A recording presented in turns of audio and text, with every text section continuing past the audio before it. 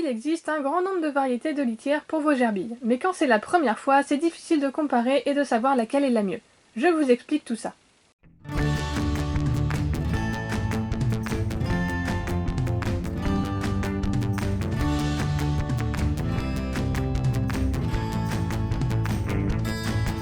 La litière de copeaux de bois. C'est la moins chère des litières, mais c'est aussi celle qui est de moins bonne qualité. Les copeaux de bois sont souvent issus d'arbres résineux et c'est ça qui pose problème. Car quand vos gerbilles vont uriner dans cette litière, ça va dégager un produit qu'on appelle le phénol et qui est dangereux pour les voies respiratoires de vos gerbilles, mais aussi les vôtres et celles de vos enfants. Et ça ne sent pas très bon, vous allez avoir tendance à changer plus souvent la litière, ce qui va au final vous coûter plus cher. Et pour bien terminer, il y a davantage de risques d'allergie à ce type de litière pour les gerbilles comme pour les humains. Le seul point positif, c'est que c'est facile pour les gerbilles pour y creuser des galeries. Mais globalement, je déconseille fortement la litière de copeaux de bois. La litière de chanvre. Celle que je considère comme ayant le meilleur rapport qualité-prix. Elle doit être non parfumée, sinon cela va troubler l'odorat de vos gerbilles, qui, je le rappelle, sont des animaux qui se déplacent et qui interagissent avec leur odorat. C'est le sens le plus développé avec lui. Et la litière parfumée va les inciter à davantage marquer leur territoire, et l'effet sera donc inverse à celui recherché quand on prend une litière parfumée, à savoir ne pas avoir de mauvaise odeur. La litière de chanvre est très bien pour que les gerbilles creusent des galeries, mais pour cela il faut rajouter des matériaux de construction comme le foin ou des mouchoirs blancs. Cette litière est peu poussiéreuse et présente beaucoup moins de risques d'allergie. Donc la litière de chanvre, pour moi, je valide. La litière de lin. C'est une litière un peu plus chère que le chanvre.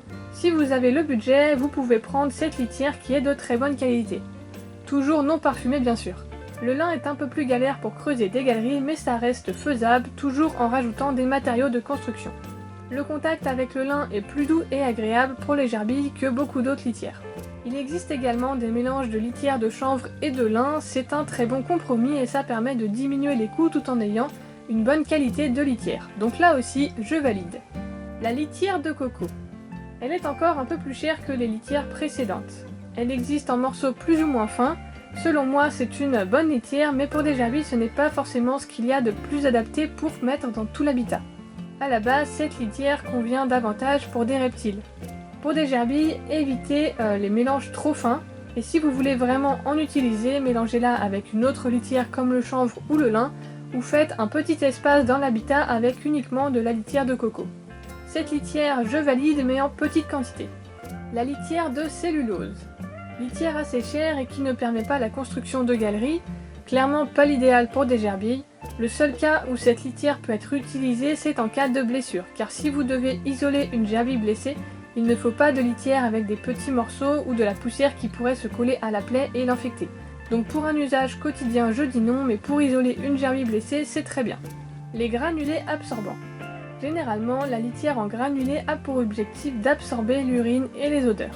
Elle est souvent donc parfumée, et bien qu'elle absorbe l'urine, elle ne retient pas tant que ça les odeurs, en plus du fait qu'elle est parfumée, donc, comme dit précédemment, les rongeurs vont davantage marquer leur territoire. Pour des gerbilles, marcher sur des granulés ce n'est clairement pas agréable, et c'est une litière qui ne peut pas être utilisée pour construire un nid ou pour creuser des galeries. Clairement, je déconseille ce type de litière. Les granulés de bois. Ça va être rapide, ce n'est pas adapté pour des gerbilles, elles ne pourront ni construire un nid, ni creuser des tunnels, et le contact n'est pas du tout agréable pour elles. Les rafles de maïs. Comme pour les granulés de bois, on ne peut rien construire avec et le contact n'est pas agréable. Donc on oublie cette litière, elle n'est vraiment pas adaptée pour des gerbilles. En conclusion, l'idéal c'est de prendre de la litière de chanvre ou de lin, ou un mélange des deux, non parfumé, et si vous le souhaitez, vous pouvez rajouter un peu de litière de coco, mais ce n'est clairement pas indispensable. Dernier point, voyons ce qu'il ne faut surtout pas faire. Remplacez la litière par uniquement du foin, de la paille, du sable ou du substrat, qui est une litière à reptiles.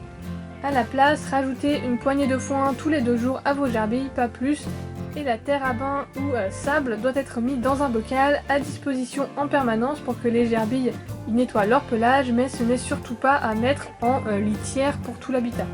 La paille peut être donnée en très petite quantité mais n'est pas indispensable, et le substrat on oublie. Likez et commentez cette vidéo si elle vous a plu, partagez-la et abonnez-vous pour être au courant des prochaines vidéos.